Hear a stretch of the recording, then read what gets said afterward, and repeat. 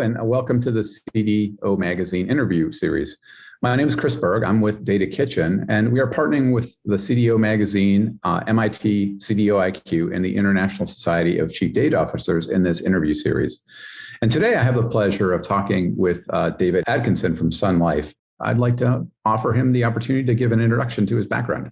Thanks, Chris. Nice to meet you.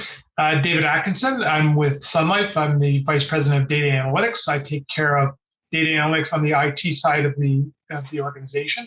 I've been with Sun Life for about 11 years and in financial services industry for a little over 20 years now. It's nice to meet you. I noticed that Sun Life is sort of a DevOps organization, and some of the ideas that you're talking about, sort of cycle time or creating reusable components, is that where that heritage comes from? But I also noticed in your background, you sort of had a Six Sigma and Lean training. Where does that come from for your organization?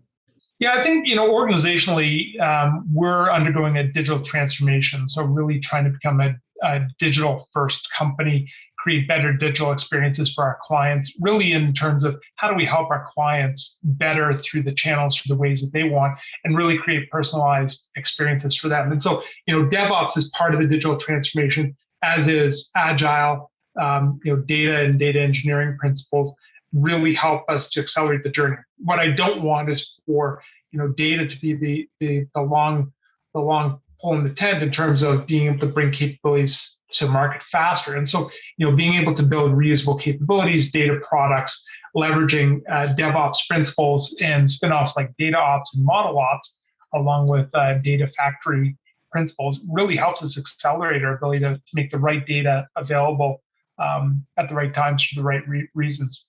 Yeah. Well, I guess I couldn't mean more, because I think a lot of data teams too struggle with agility, right? Because on one hand, they're at lunch and the release engineer presses a button and the new website goes out while he's sitting there, and they're like, "Oh, how fast does your ETL get to production?" They're like, "Well, it's 3 months," and it's embarrassing. And then the second is like, how have you the sort of applying agility to your data analytic teams? Has that been a struggle, or has that been straightforward for you? And has there been things that you could advise others on how to go on that journey?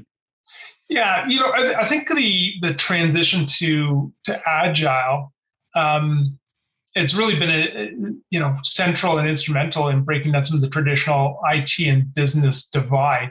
And we actually have Agile pods running now that, if you looked at it from the outside, it'd be difficult for you to tell who's from business and who's from IT. They're just focused on delivering great work.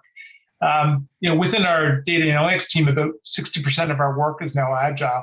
And typically these pods are 8 to 10 resources, including both business and IT. We sort of set up the teams and then have them go through training and orientation together. And then they decide on their team operating model and manage their user stories and their backlog estimation and their release management. And because the teams are typically multidisciplinary, there's also the added benefit of learning new skills through cross-training, which a lot of our people really enjoy. There's still some areas of the business that are much better suited to the traditional project and waterfall-based approach. But by and large, we've had a really good uptake of Agile as our preferred delivery model across the organization. And I would say that Agile in combination with DevOps practices and a client-centric approach have really been giving us some great benefits in terms of closer partnership between IT and business, delivering better capabilities faster, and more openness to test and learn, which I think is a great benefit for us as well. Yeah. And how is that? I run organizations where leadership isn't as visionary as you are, and they're stuck with like, if we do things fast, we're going to get screwed over. They're focused on their projects and not products. They're focused on, my goal is to service my own internal SLDC. My goal is not to deliver value to the customer. And how did that go? Did you have to leave some people along the way? Did everyone uptake it? Was it, how did that transformation and mindset work in your organization? Yeah, this is a mindset and transformation that's really been led right from the top of the organization on down. So our CEO, our CIO are extremely supportive and really pushing the journey along.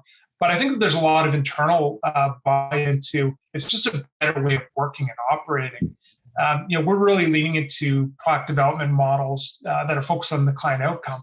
And so this is more than just, as you say, solution development. This is about owning and operating the product over its entire life cycle. And because these product teams, build what they or run what they build, the teams focus on achieving both, business value and building scalable and stable and secure capabilities. But you're right. This is a big culture shift for us in a number of areas, including how we design and prioritize new features and functions, how we organize teams and accountabilities, and how we even fund and charge back for the ongoing product.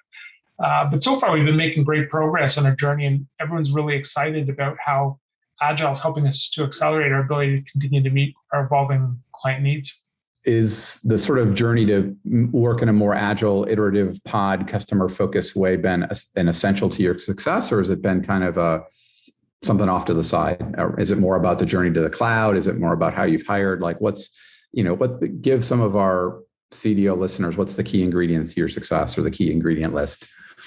Yeah, I think the key ingredient has been bringing all those things together at the same time. Focus on data analytics, building out and modernizing our tech stack, our move to the cloud, Agile, changing the way that we work, our partnership with the business, DevOps processes and principles, leveraging APIs and looking for ways to be able to integrate new capabilities more quickly. I think they all have to go together for us to be successful in this area. I don't think any one thing by itself is going to help us become a truly digital enterprise through our transformation. Yeah, and I think one of the things that we've seen with our data customers, and I think in studies that have done of people going through the DevOps transformation, is that they actually do a lot of things well. And it's not like they run with low errors or have fast cycle time or manage change well or collaborate well or measure well. They can actually do all those things at the same time. And that's what's interesting, is that a lot of times engineers will say, I have a choice on one or the other, but you can kind of push up the graphic equalizer on all of them. And that sounds like what you've done is saying, okay, we got to fix the car, move to the cloud and change the car. We've got to, build it in a more efficient factory. We've got to have that factory operate in a fast cycle time, lean way, and be very, very focused on customer value. And I think that's an inspiration, I hope, to a lot of people, because I think you can. And I think it's an exciting time to be in the data and analytics field, because I think what we're going to do as an industry is end up in a place where more people like you and more people are happy with their jobs. Because we actually did a recent survey with a data governance company of just data engineers, and maybe some of them are aligned to the business, maybe some of them are not, but like 75% of them were stressed and burnt out, and 80% of them wanted a therapist weekly to kind of deal with all the crap that's going on. And it's not worth it in my mind. And so as a person who felt that strain and stress, and if you've got to go to a therapist to deal with it, maybe fix the process you're working in, build a system to handle it, and not just suffer in silence. So I don't know if that's a question or just my own comment, but it sounds like you've got a great organization. So kudos to you. So thank you again for spending your time and talking with me today. I've enjoyed it a lot. Thanks a lot, Chris. Nice to meet you. Nice to meet you.